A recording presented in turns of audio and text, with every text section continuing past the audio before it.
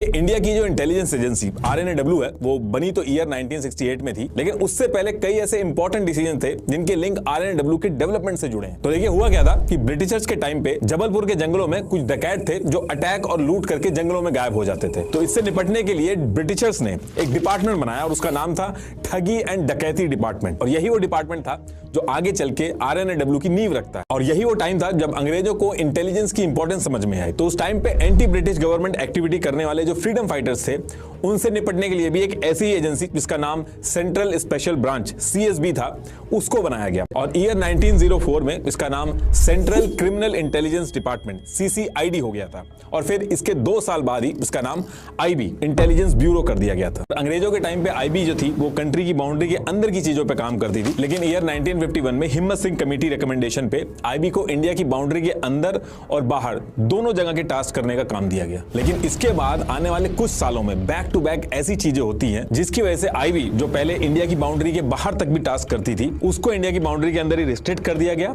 और आरएनएडब्ल्यू को बनाना। इंदिरा गांधी आरएन काओ से एक मीटिंग करती हैं और उसमें कहती है कि हमें आईबी से हट के एक इंटेलिजेंस एजेंसी बनानी होगी जो बहुत ही एडवांस हो और उसका पूरा फोकस इंडिया की बाउंड्री के बाहर पे हो, ताकि ये जो वॉर हो रही है इसमें हमें एडवांटेज रहे। अब ये मीटिंग खत्म होने के बाद आरएन काओ 2 महीने का टाइम लेते हैं और सारी स्टडी वगैरह करके एक नई एजेंसी बनाने का ब्लूप्रिंट सबमिट करते हैं। आरएन काओ का ये जो ब्लूप्रिंट था इसको इंदिरा गांधी एक्सेप्ट कर लेती हैं। ये एज इट इज इंप्लीमेंट होता है, बस इसमें एक चीज इंदिरा गांधी इसमें ऐड करती हैं कि ये नई एजेंसी जो है जो भी बनेगी है उसका जो हेड होगा वो डायरेक्टली पीएम को रिपोर्ट करेगा। और उसी टाइम पे वहां पे कैबिनेट सेक्रेटरी डीएस जोशी भी बैठे थे जिन्होंने इस एजेंसी का नाम सजेस्ट किया रिसर्च एंड एनालिसिस विंग आरएनएडब्ल्यू।